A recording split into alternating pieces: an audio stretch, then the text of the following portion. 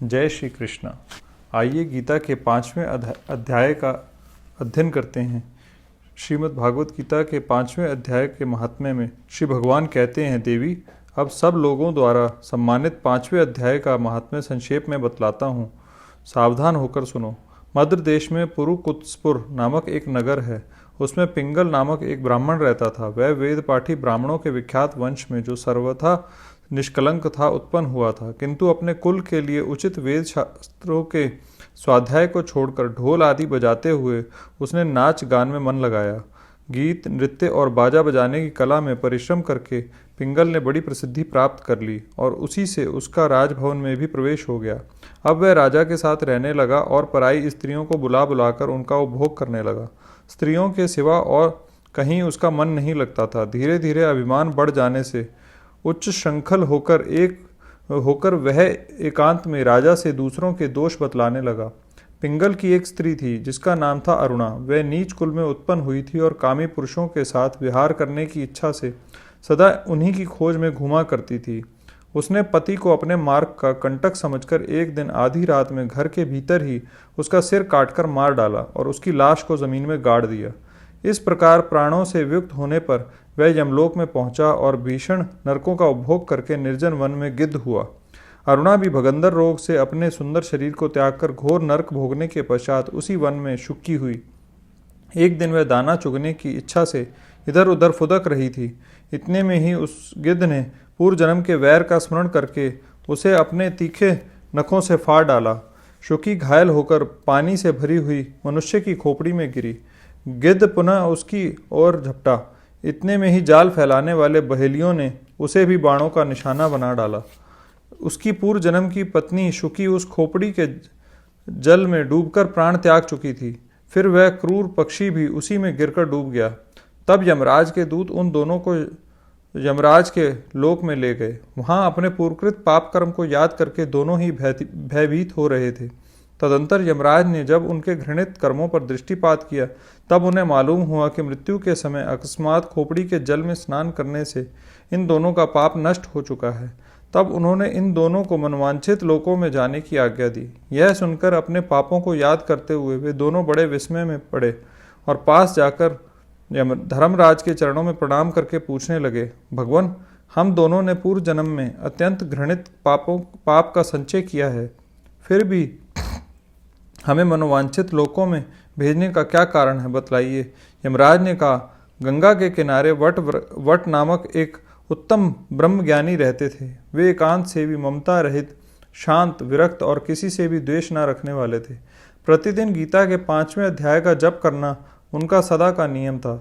5वें अध्याय को श्रवण कर लेने पर महापापी पुरुष भी सनातन ब्रह्म का ज्ञान प्राप्त कर लेता है। उसी पुण्य के प्रभाव से शुद्ध चित्त होकर उन्होंने अपने शरीर का परित्याग किया था। गीता के पाठ से जिनका शरीर निर्मल हो गया था, जो आत्मज्ञान प्राप्त कर चुके थे, उन्हीं महात्मा की खोपड़ी का जल पाकर तुम दोनों पवित्र हो गए हो। अतः अब तुम दोनों मनोवांछित लोकों को जाओ, क्योंकि गीता के 5वें अध्याय के महात्म्य से तुम दोनों शुद्ध हो गए हो। श्री भगवान कहते हैं, सबके प्रति समान भाव रखने वाले धर्मराज के द्वारा इस प्रकार समझाए जाने पर वे दोनों बहुत प्रसन्न हुए और विमान पर बैठकर बैकुंठ धाम को चले गए। जय श्री कृष्ण। आइए श्री गीता के 5वें अध्याय का अध्ययन करते हैं। ओम श्री परमात्मने नमः। इसके उपरांत अर्जुन ने पूछा, हे कृष्ण, आप कर्मों के संन्यास की और फिर निष्काम कर्मयोग की प्रशंसा करते हैं, इसलिए इन दोनों में एक जो निश्चय किया हुआ कल्याण कारक होवे उसको मेरे लिए कहिए। इस प्रकार अर्जुन के पूछने पर श्री कृष्ण महाराज बोले, हे अर्जुन, कर्मों का संन्यास अर्थात मन, इंद्रियों और शरीर द्वारा होने वाले संपूर्ण कर्मों में कर्तापन का त्याग और निष्काम कर्मयोग अर्थात समत्व बुद्धि से भगवदार्थ कर्मों का करना, ये दोनों ही परम कल्याण के करने वाले हैं। परंतु उन दोनों में भी कर्मों के संन्यास से निष्काम कर्मयोग साधन में सुगम होने से श्रेष्ठ है। इसलिए हे अर्जुन, जो पुरुष ना किसी से द्वेष करता है और ना किसी की आकांक्षा करता है, वह निष्काम कर्मयोगी सदा सन्यासी ही समझने योग्य है।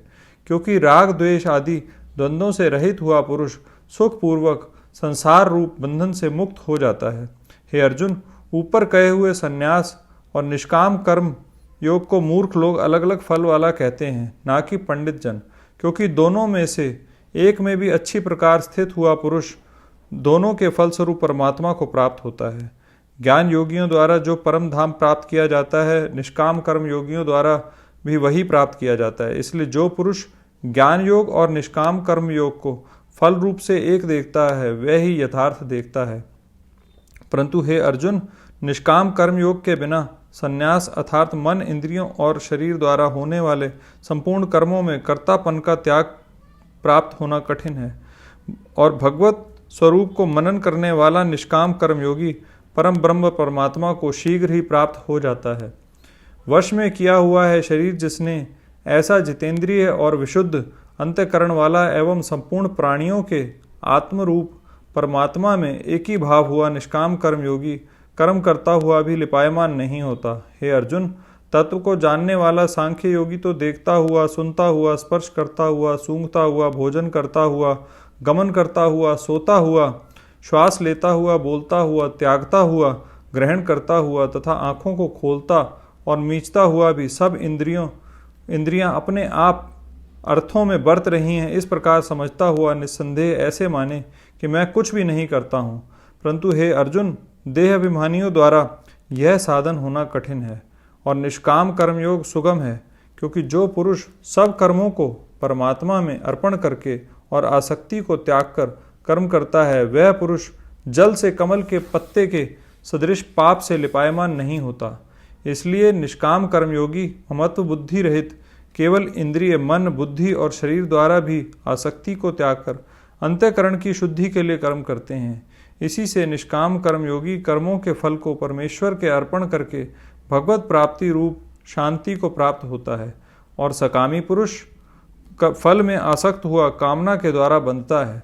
इसलिए निष्काम कर्म योग उत्तम है। हे अर्जुन, वश में है अंतःकरण जिसके, ऐसा सांख्य योग का आचरण करने वाला पुरुष तो निस्संदेह ना करता हुआ और ना करवाता हुआ 9 द्वारों वाले शरीर रूप घर में सब कर्मों को मन से त्याग कर अर्थात इंद्रियों के अर्थों में बरतती हैं, ऐसा मानता हुआ आनंद पूर्वक सच्चिदानंदन परमात्मा के स्वरूप में स्थित रहता है।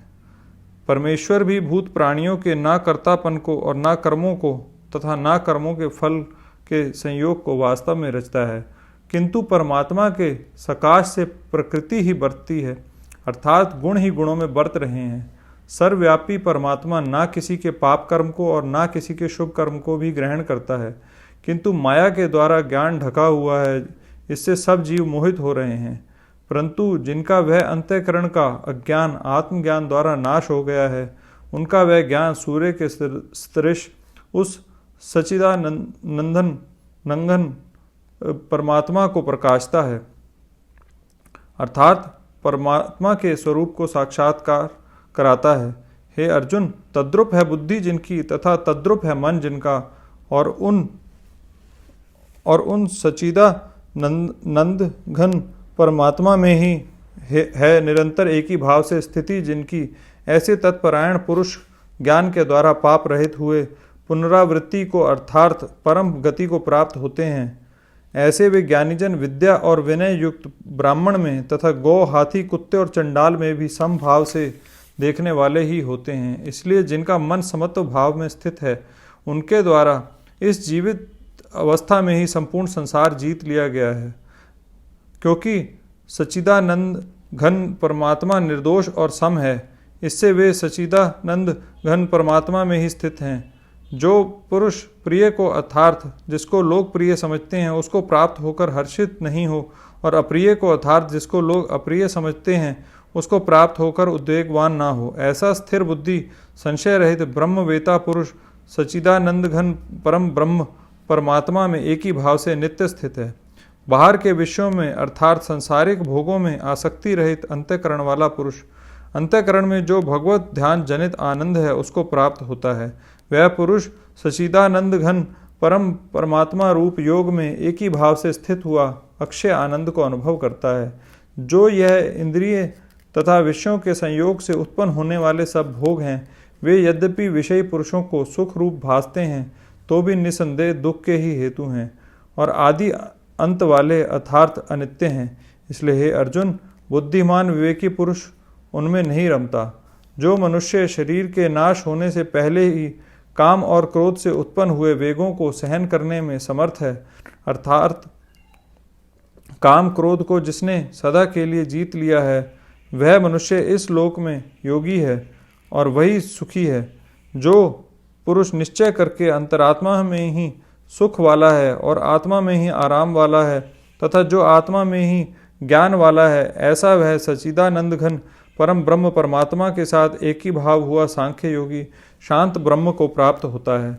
नाश हो गए हैं सब पाप जिनके तथा ज्ञान करके निवृत्त हो गया है संशय जिनका, और संपूर्ण भूत प्राणियों के हित में है रति जिनकी, एकाग्र हुआ है भगवान के ध्यान में चित्त जिनका, ऐसे ब्रह्मवेता पुरुष शांत परम ब्रह्म को प्राप्त होते हैं।